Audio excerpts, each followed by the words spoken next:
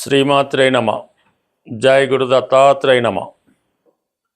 ఈ వీడియోలో మనం ఫిబ్రవరి 17వ తారీఖున కుంభరాశి యందు ఏర్పడబోతున్న పంచగ్రహ కూటమి, అలాగే ఈ 17వ తారీఖున అమావాస్య ఏర్పడుతుంది.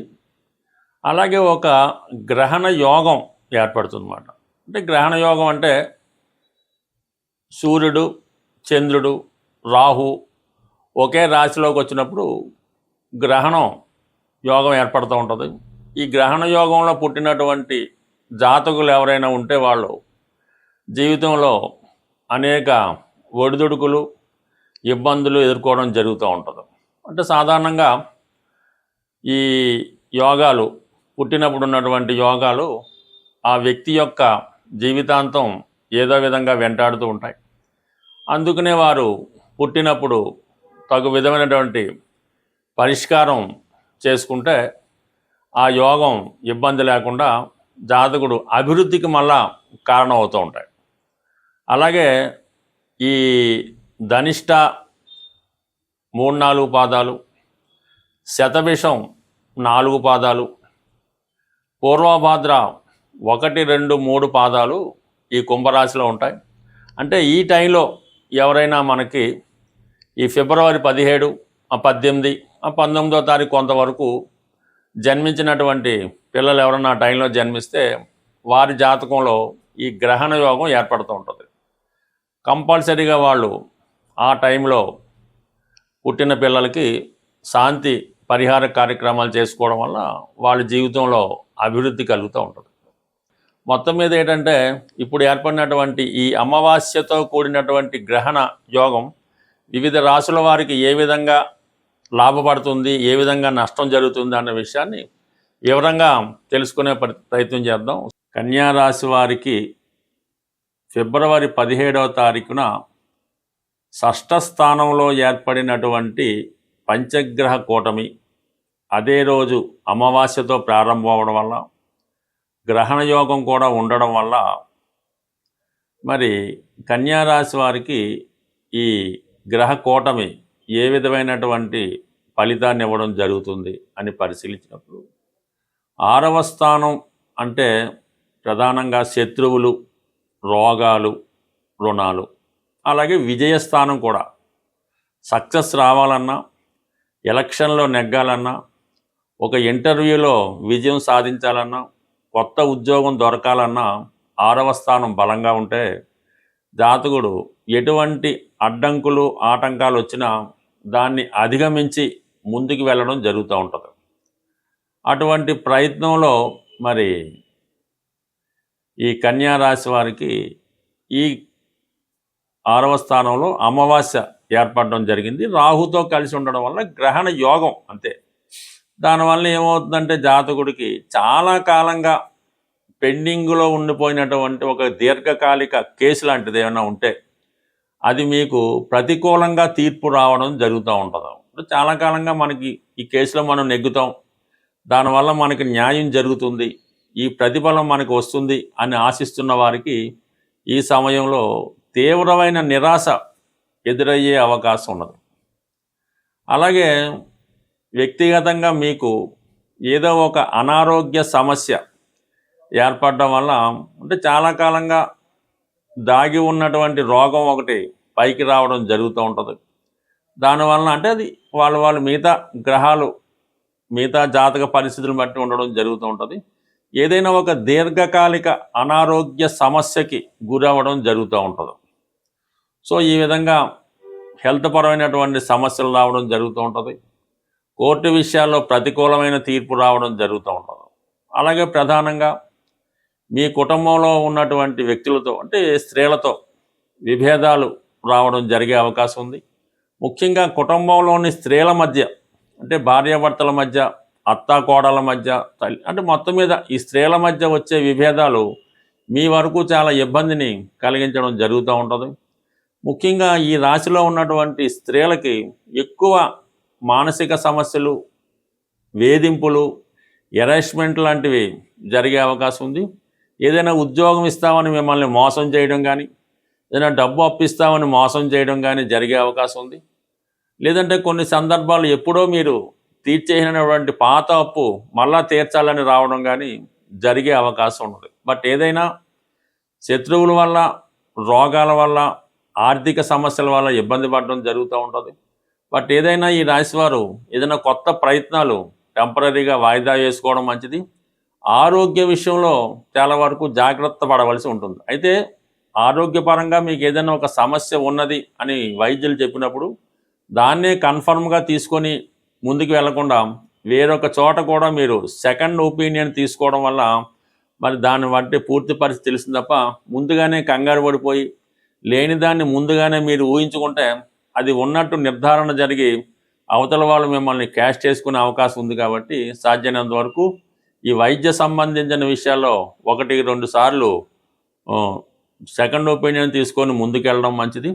అలాగే అయినా కోర్టు సమస్య లాంటివి ఏమైనా తీర్పు వచ్చే అవకాశం ఉంటే అది కొద్ది కాలం పాటు వాయిదా వేసుకోవడం మంచిది.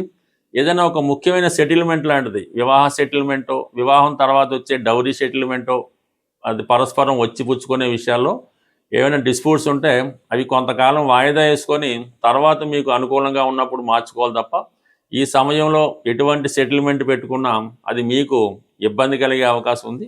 అలాగే ఉద్యోగస్తులు చాలా వరకు ఎటువంటి బ్లేమ్స్, నిందలు రాకుండా మీ సహాయకుల వద్ద నుంచి ఎటువంటి సమస్యలు రాకుండా చాలా వరకు జాగ్రత్త పడడం మంచిది. మొత్తం మీద ప్రతి నిమిషం జాతకులు అప్రమత్తంగా ఉండడం మంచిది.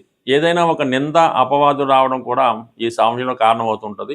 నిరంతరం ఏదైనా గుడ్డిగా వెళ్లకుండా చాలా క్లియర్గా, చాలా జాగ్రత్తగా ఒక సైన్ చేసే ముందో, ఒకరికి మాట ఇచ్చే ముందో ఖచ్చితంగా ఉండాలి తప్ప ఏమాత్రం మొగమాటం పడ్డా ఇంకోటైనా ఇబ్బంది పడే అవకాశం ఉంది. కాబట్టి ఏదైనా ఈ రాశివారు శత్రువుల నుంచి జాగ్రత్తగా ఉండడం మంచిది.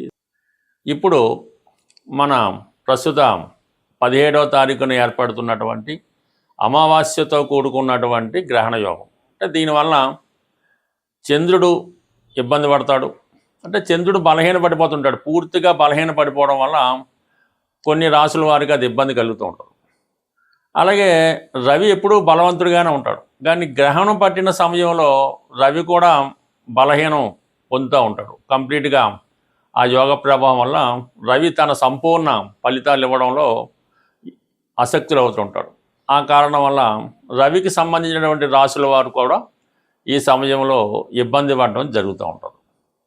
అయితే సహజంగా బుధుడు కూడా అదే రాశిలో ఏర్పడడం వల్ల ఈ బుధుడికి రవి వచ్చినప్పుడు ఈ బుధాదిత్య యోగం అనే యోగం ఏర్పడినప్పటికీ అక్కడ రాహు కూడా కలడం వలన, అంటే రాహు సాధారణంగా బుధుడికి ఏమి ఇబ్బంది పెట్టడం. రాహు బుధుడు గురు శిష్యులు లాంటి వాళ్ళు అన్నమాట. బుధుడు ఏ రాశిలో ఉంటే ఆ రాశి ఫలితాలలాగా రాహుతో కలడం వల్ల రాహు యొక్క ఫలితాలు ఇవ్వడం జరుగుతూ ఉంటుంది బుధుడు. సో ఆ కారణం ఏంటంటే బుధుడు అత్యంత మేధావిగా మారుతూ ఉంటాడు. బుధుడికి మంచి సహకారం లభిస్తూ ఉంటుంది రాహు వల్ల. ఇది సైంటిఫిక్గా పరిశోధనా రంగంలో ఉన్న వాళ్ళకి, బాగా విద్యావంతులకి, మేధావులకి ఇది బాగా ఉపయోగపడుతూ ఉంటుంది. అయితే శుక్రుడు కూడా రాహు మిత్రులు అవుతుంటారు. ఈ రాహు శుక్రుడితో కలియడం వల్ల ఈ శుక్రుడు సంబంధించినటువంటి రాశుల వారికి కొంతవరకు వారు ఎక్కువగా జీవితంలో ఏదైతే సాధించాలని కోరుకుంటూ ఉంటారో అవి సాధించడం జరుగుతూ ఉంటుంది. ముఖ్యంగా ఏంటంటే ఏదైనా ఒక వ్యక్తితో పరిచయాన్ని కోరుకోవడం కానీ, ఏదైనా ఒక పెద్ద వాహనం కానీ, గృహం కానీ కొనుక్కుందామనే ఆలోచన కానీ, ఎన్నాళ్ళుగానో ఎదురు చూస్తున్నటువంటి వ్యక్తుల్ని, అంటే మరి అబ్బాయిలైతే అమ్మాయిల్ని కలుసుకోవడం, అమ్మాయిలైతే అబ్బాయిల్ని కలుసుకోవడం జరుగుతూ ఉంటుంది. అంటే ఇది ఎవరి జన్మ జాతకంలో అయినా ఈ రాహు శుక్రుడు కలిసి ఉన్నప్పుడు అది ఒక విధమైనటువంటి కోర్కెలతో కూడుకున్నటువంటి వ్యభిచార దోషం లాంటిది అవుతూ ఉంటుంది. సో ఈ విధంగా ఈ 5 గ్రహాలు మరి కుంభరాశిలో కలిసడం వల్ల అక్కడ ఈ రాహు ఉండడం వల్ల, అంటే రాహు మొత్తం ఈ అన్ని గ్రహాలని కూడా వాటి యొక్క ఒరిజినల్ కారకత్వాల్ని నాశనం చేస్తూ ఉంటాడు. రాహు ఒక విషగ్రహం, ఒక రాక్షస గ్రహం, ఒక అవినీతికి సంబంధించినటువంటి అనెతికల్ గ్రహం మాట.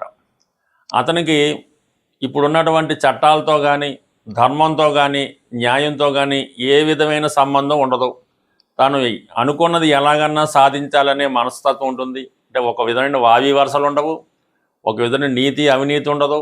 ఇది న్యాయం, ఇది తప్పు అన్నటువంటి ఏమి లేకుండా రాహు అనెతికల్గా ప్రవర్తిస్తూ ఉంటాడు. పైపెచ్చు రాహుకి మరి కుంభరాశి ప్రస్తుతం స్వక్షేత్రం అవటం వల్ల అత్యంత బలవంతుడైనటువంటి రాహుతో ఈ మిగిలిన 4 గ్రహాలు కలవడం వల్ల వాటి యొక్క కారకత్వాలు ఇబ్బంది పడుతూ ఉంటాయి. అంటే ఇక్కడ రవితో కలియడం వల్ల మరి ఎవరికైనా తండ్రి గారి యొక్క అనారోగ్యం కానీ, తండ్రి గారు నష్టపోవడం కానీ, పిల్లలకి ఇబ్బంది కలగడం కానీ జరుగుతూ ఉంటుంది. అంటే రవి కారకత్వాలు పాడవుతాయి. చంద్రుడు కారకత్వాలు తల్లిగారికి అనారోగ్య సమస్యలు, ఏదైనా హెల్త్ ప్రాబ్లమ్స్, ఆవిడ జీవితంలో స్ట్రగుల్ పడడం జరుగుతూ ఉంటుంది. అయితే శుక్రుడు రాహు మిత్రుడు అవడం వలన అప్పటిదాకా చాలా నిజాయితీగా సాంప్రదాయంగా వెళ్తున్నటువంటి వాడు అన్య స్త్రీల మీద వ్యామోహం పెంచుకోవడం, ఇతరుల యొక్క ధనం మీద ఆశ పెంచుకోవడం, ఏదో విధంగా ఎదుటి వారి యొక్క ఆస్తులను కానీ, వారి యొక్క స్త్రీలను కానీ అన్యాయంగా దోచుకోవాలనే ప్రయత్నం చేయడం జరుగుతూ ఉంటుంది. చాలా అనెతికల్గా ప్రవర్తిస్తూ ఉంటాడు, చాలా లగ్జరీ లైఫ్ అనిపిస్తూ ఉంటాడు. సో బుధుడు రాహుతో కలియడం వలన పెద్ద పెద్ద వ్యాపార అవకాశాలు, తన దగ్గర ధనం ఉన్నా లేకపోయినా పెద్ద పెద్ద సంస్థలు స్థాపిద్దామని, కోట్లలో రొటేషన్ చేద్దామని ఎదుటి వారికి భ్రమ కల్పించేలాగా తన యొక్క ఐడియాలు ఇవ్వడం జరుగుతూ ఉంటుంది. సైంటిఫిక్గా తాన్ని బాగా ఇంప్రూవ్గా ఊహించుకుంటూ ఉంటాడు. ఏ విధమైనటువంటి బలం లేకపోయినా, ఎంత ధనం లేకపోయినా ఒక గొప్పగా అతను తను ప్రజెంట్ చేసుకోవడం జరుగుతూ ఉంటుంది.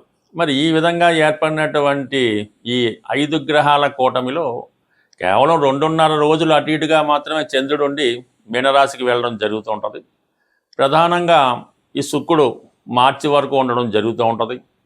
రవి మార్చి 14 వరకు ఉండడం జరుగుతూ ఉంటుంది. అయితే బుధుడు మాత్రం అదే రాశిలో ఇంచుమించుగా మనకి ఏప్రిల్ నెల వరకు కూడా అందులోనే వక్రించడం ఇవన్నీ జరుగుతాయి. కాబట్టి ఇప్పుడు ఏర్పడినటువంటి అమావాస్య గ్రహణ యోగం, దానికి పరిష్కారం కరెక్ట్గా చేసుకుంటే ప్రతి సమస్య మనకి సులభంగా పరిష్కారం అవడం జరుగుతూ ఉంటుంది. ప్రతి తిథికి ఒక గ్రహం అధిపతిగా ఉండడం జరుగుతూ ఉంటుంది. అమావాస్యకి అధిపతిగా రాహుగ్రహం ఉంటుంది. అలాగే అష్టమి నాడు కూడా రాహు ఆధిపత్యంలో ఉంటుంది. అందుకనే అమ్మవారికైనా చండీ హోమాలు అలాంటివి చేసినప్పుడు అమావాస్య కానీ అష్టమి కానీ ఎన్నుకోవడం జరుగుతూ ఉంటుంది. మరి ఈరోజు మనకి ఈ గ్రహణ యోగానికి అలాగే అమావాస్య యోగానికి పరిహారంగా అమ్మవారిని ఆరాధించడం వల్ల మనకి సమస్య పరిష్కారం అవుతూ ఉంటుంది. సింపుల్గా కనకదుర్గ అమ్మవారు లేదా ఒక శక్తి స్వరూపం, లేదంటే దశ మహావిద్యల్లో ఏ అమ్మవారైనా పర్వాలేదు. ఈ విధంగా మీకు ఇష్టమైనటువంటి మీ సమీపంలో ఉన్నటువంటి అమ్మవారి ఆలయానికి దర్శించడం, వీలుంటే ఒక నిమ్మకాయల దండ, ఆకుపచ్చ రంగుతో కూడుకున్న నిమ్మకాయల దండ అమ్మవారికి సమర్పించడం, లేదు ఒక 8 నిమ్మకాయలు అమ్మవారికి సమర్పించి ఒక విధంగా కుంకుమర్చన ఏదో చేపించి మీరు ఆ పూజారి గారు మీకు ఒక నిమ్మకాయ ఇస్తే ఒకటి, ఇది 2 ఇస్తే 2 తీసుకొని అది మీ దగ్గర భద్రపరచుకోవాల్సి ఉంటుంది. ఒక 4 నిమ్మకాయలు ఇస్తే ఇంట్లో అందరి దగ్గర కూడా పెట్టుకున్నా మీకు ఈ యోగాల నుంచి, అంటే ఈ ఇబ్బందుల నుంచి తొలగిపోయే అవకాశం ఉంటుంది. సో అలాగే చిన్నగా మరి ఇంకా ఇంట్లో పూజ చేసుకునే వాళ్ళు ఎలా ఉంటుందంటే, అమ్మవారికి తమలపాకులో యాలకులు, లవంగాలు, అలాగే వీలైతే కొద్దిగా పచ్చకర్పూరం, అంటే పచ్చకర్పూరం మళ్ళీ 2 రకాలు ఉంటాయి. తిని పచ్చకర్పూరం వేరుగా ఉంటుంది, మామూలుగా ఇప్పుడు ఉన్నటువంటి అందరూ ఉపయోగించే స్మెల్ కోసం ఉపయోగించేది కాకుండా ఇటువంటిది అమ్మవారికి తాంబూలంగా సమర్పించడం వల్ల కూడా ఈ రాహుగ్రహ పరిహారం మీకు రావడం జరుగుతూ ఉంటుంది. బట్ ఏదైనా ఈ చిన్న ప్రక్రియ మీకు చాలా వరకు, అంటే అమావాస్య రోజు చేస్తే మళ్ళా అమావాస్య వరకు మీకు దాని ప్రభావం ఉండడం జరుగుతుంటుంది. అంటే సర్వసాధారణంగా ఈ మధ్యకాలంలో ఏదో ఒకటి ఈ చేతికి కట్టుకోవడం జరుగుతూ ఉంటుంది. తాయెత్తు లాంటిదో, రక్షణో, అమ్మవారిదనో ఆంజనేయ స్వామిదనో ఈ మణికట్టు దగ్గర ఇవి కట్టుకుంటూ ఉంటారు, రక్షాబంధనాలను కట్టుకుంటూ ఉంటారు. అవి చాలామంది ఏంటంటే సంవత్సరాల కొద్దీ అవే వాడుతూ ఉంటారు. అది సాధారణంగా మీరు అమావాస్య రోజు చేతికున్నటువంటి ఇటువంటి ఈ బంధనాల్ని, రక్షాబంధనాల్ని, కంకణాలని కంప్లీట్గా అవి తీసివేసి ఏదైనా ఒక చెట్టు మొదల్లోనో నదిలోనో కలిపివేయటం మంచిది. మళ్ళీ మీరు కొత్తది అమావాస్య రోజు మళ్ళీ కొత్తగా ధరించడం వల్ల దాని పవర్ మళ్ళీ వచ్చే అమావాస్య దాకా ఉంటుంది. అంతే తప్ప అటువంటి ఈ రక్షాబంధనాల్ని, తాయెత్తుల్ని వాటిని ఇలాగా సంవత్సరాలు బట్టి ఉంచుకోవడం వల్ల కూడా అది ఇబ్బంది కలుగుతూ ఉంటుంది. బట్ ఏదైనా కొన్ని పరిహారాలు చేసుకోవడం వల్ల నమ్మకం బట్టి ఆధారపడి ఉంటుంది కాబట్టి మరి ఇటువంటి ఈ పరిహారం సాధారణంగా చేసుకుంటే మంచిది. సో ఏదైనా మీరు అమ్మని నమ్ముకుంటే అన్నీ ఉన్నట్టని, ఏదైనా ఈ గ్రహణ యోగం నుంచి తొలగాలంటే మీరు గట్టిగా పట్టుకోవడం అమ్మవారి యొక్క పాదాలు, ఆ సమస్య అదే మీకు సాల్వ్ అవుతుంది. స్వస్తి.